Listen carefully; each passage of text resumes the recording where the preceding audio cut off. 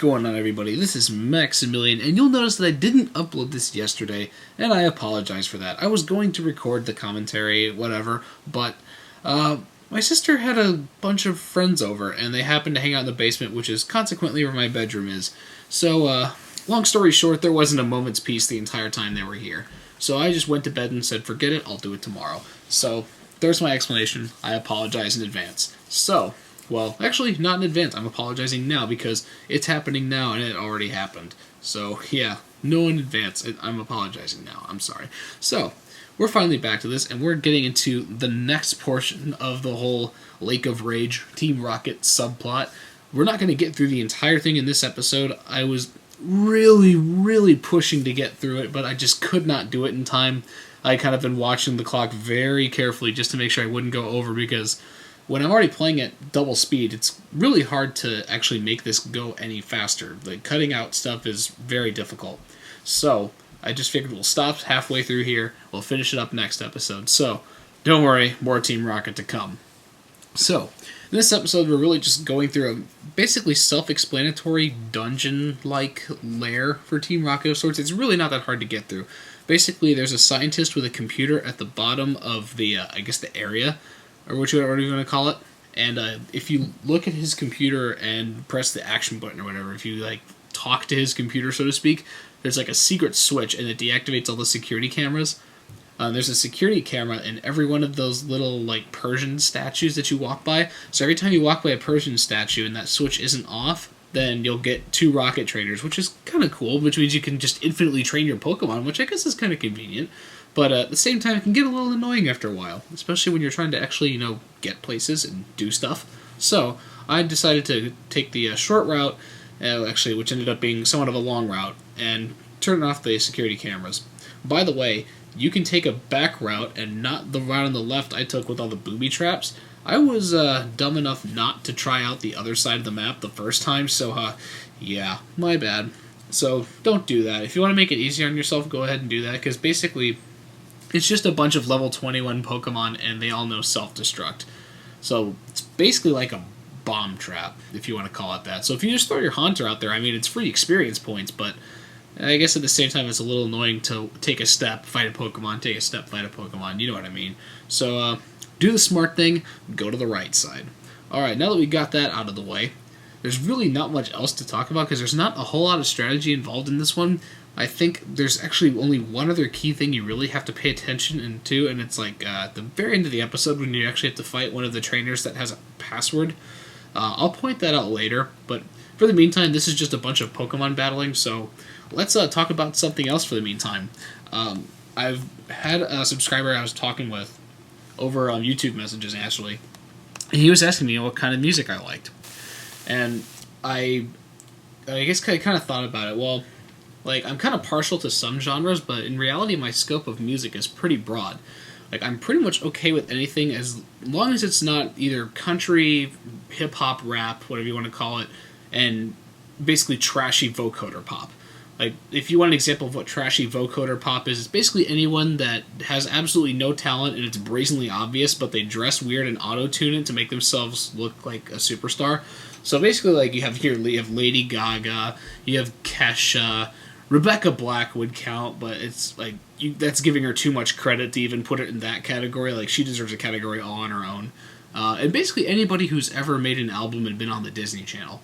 Yeah, you know what I'm talking about. If you've ever seen a Disney Channel pop artist, you know, like whenever they tried to turn like the Lizzie McGuire girl or whatever her name was into a pop star, and then they did like Selena Gomez or whoever her name was. Like, they do it with everybody nowadays. Like, every single person who's ever been on Disney Channel is like suddenly turning into a pop star, and it's really stupid. So yeah, that's the music I don't like. Other than that, I'm pretty much okay with anything. I'm kind of partial to hard rock or alternative. Mostly on the hard side. I like my classic rock. If I had to put a nice window down and say, like, where am I in the time frame of rock history, I would put myself somewhere in mid-70s to early 90s. I really like the stuff that came around in there. When you kind of start in the mid-70s with things like AC/DC and Rush and Boston and other acts like that, and then when you get into the 80s, you get into the really juicy stuff like Metallica, one of the best bands ever, probably one of my favorite bands. I'm not sure if they are like my favorite, but man, they're up there. You have other bands like Twisted Sister, Quiet Riot, Motley Crue, all these other random hair bands in the 80s, because that was really the thing back then, was hair.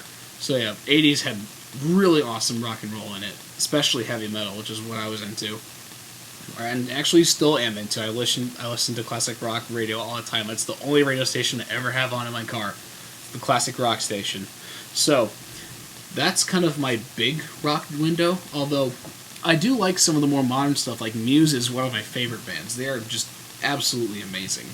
They find a way somehow to keep their material fresh every time, and there's something really interesting and just positively eerie about their music. Like, I don't know why, but every time I listen to one of their albums, it reminds me of 1984. That's at least what I think about it. Like, if you guys have never read the book 1984 by George Orwell, you need to. It's one of the best books ever, and everyone needs to read it. Super awesome. George Orwell's a great writer in general. George Orwell, sorry. But that's another topic another day. So, Muse is awesome. I like some of the more, like, not necessarily heavy rock alternative. Like, I guess the Killers, like, they're okay. I kind of fallen off of them. Like, that was more like my teenage phase. I'm technically not a teenager anymore at 20, but you still feel like one because you can't really do anything different than you could at 19. So yeah, that's a random tangent. So things like the Killers, Coldplay. I love Coldplay. Still kind of have a bit of an affinity for Yellow Card, just because I really liked them a lot when I was early in high school or late middle school. So I still like the more modern rock too. But if I had to pick one, I'd probably stick with the earlier rock in the 80s, because that was the generation to be in. Now, I do like other things besides rock. I'm actually kind of partial as well to classical music. I love classical music, and anything that's done by a choir will just absolutely make my day. Classical, my big four are Bach, Beethoven, Mozart, Chopin, obviously. Like, anything those guys write is immediately amazing to listen to. Although there's other like random singles that by people you probably never heard of but are really, really good. Like let's see, who was it? It was oh no, I'm never gonna forgive myself if I can't remember this guy's name.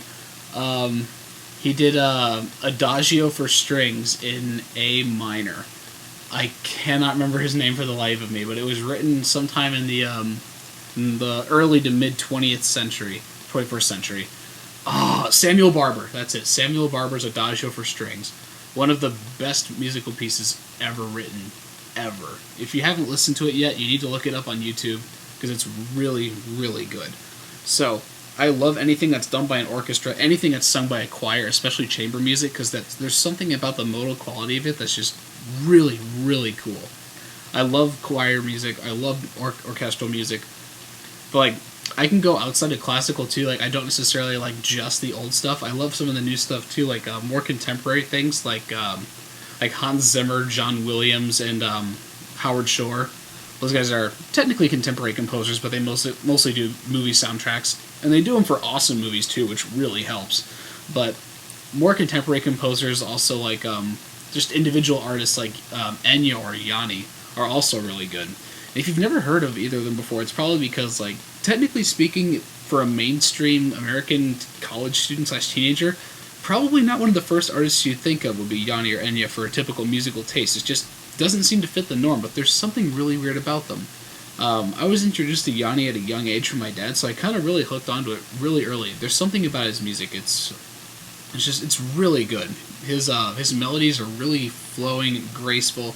His orchestration ability is just bar none. It just all sounds really, really good. And he does a lot of solo piano pieces too, which actually have a bit of classical elements to them. They sound like classical, but they're a bit more modern in their layout and structure. They don't feel so rigid and conformed like classical pieces do. So it's really good music. And then Enya is just weird. Enya is like that kid at the science fair who does the absolute weirdest project, but everybody loves it. Like, that's kind of the way I think of her music, is like a giant science fair project, because it's just so incredibly bizarre with all the instrumentation and sound effects she does in the backgrounds, and sometimes the vocals are just really out there, but it's so catchy, and I don't know why, but Enya, I don't know. Enya. I know, right? I don't know how many of you guys listen to Enya, but I doubt it would be a very significant number of you. So that's one of my, I guess, musical guilts is Enya. I have no idea why I like Enya, but I like Enya. So, yeah, sue me. Alright, so if you guys want, leave a comment. That's going to be the comment for this video. Go ahead and leave a comment below, and let me know what your musical guilt is. Who's that one artist that you like? You have no idea why, and you probably don't think a lot of people like them, but you just can't stop listening to them. Enya would probably be the one for me. I guess Yanni's in a close second too, although he's a bit more justifiable. Like, if you haven't seen any of his music, go ahead and just Google his name. It's Yanni, Yanni. Maybe you guys like him, maybe you won't. You never know. It just depends from person to person. Tastes are all different. So, now here we are actually at a relevant part of the game. You need a password to open that door there, and I think get to Boss Giovanni, I think? I could be wrong. I could be foreshadowing complete falsehood, but you never know here. I'm just going off of what I can remember. So, for all we know, it just could be completely wrong. Anywho, there is a trainer up here, and I think it's a rocket with long red hair and a hat on. It is a girl. I know that. It's a girl. You have to fight two of these trainers that kind of look like they stand out from the crowd, and they'll give you passwords to this door. I only get one password in this episode. I will get the next one in the next coming episode, which I will upload the next day. I won't give you another day of hiatus gap just waiting for a video, I promise. That was a rare circumstance, which hopefully will not happen soon, because I did not sleep well last night. Like, if you know anything about teenage girls, especially when they're in large numbers, when they cluster together, they tend to be obnoxious, and they don't ever stop talking.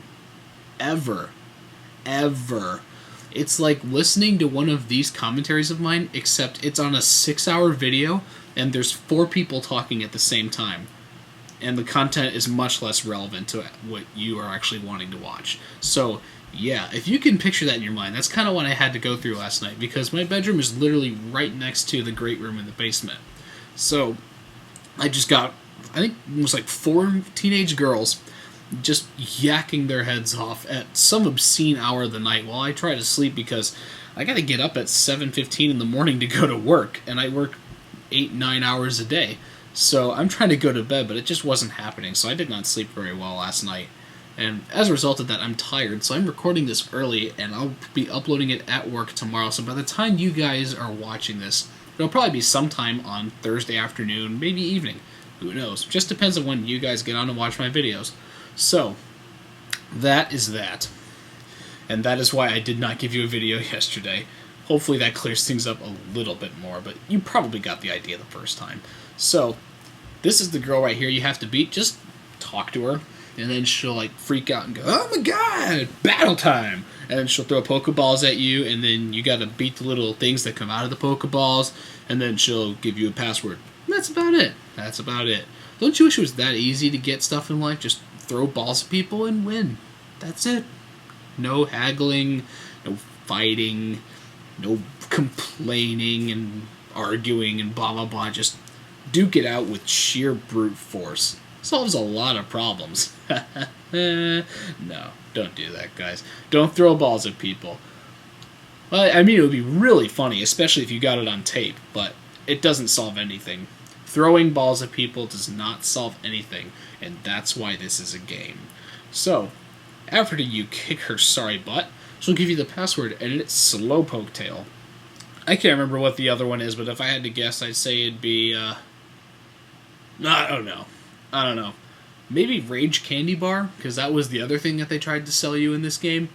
I don't know. I'm not entirely sure. So, you'll have to beat the other trainer, and I'm not entirely sure where it is, but you'll find out next episode. We'll get there. We'll get there, guys. So, I know that I kind of said a little while back that I'm going to be doing some videos with Taylor this summer, some zombie games and such, maybe something else. But in the meantime, like, I'm trying to actually find time to get together with him, because I did not realize how busy my weekends were going to be. For the first few weeks, I was actually back in the States, and it's been kind of hard to actually set something up. I promise I'm going to try to get something going with him as soon as possible. I think he and I may be doing a dual com of some kind in the near future. Whether that's going to be over something like Call of Duty or Pokemon, we have basically yet to figure out. We just kind of threw around the idea and said, alright, let's do it eventually, and that's what it came to.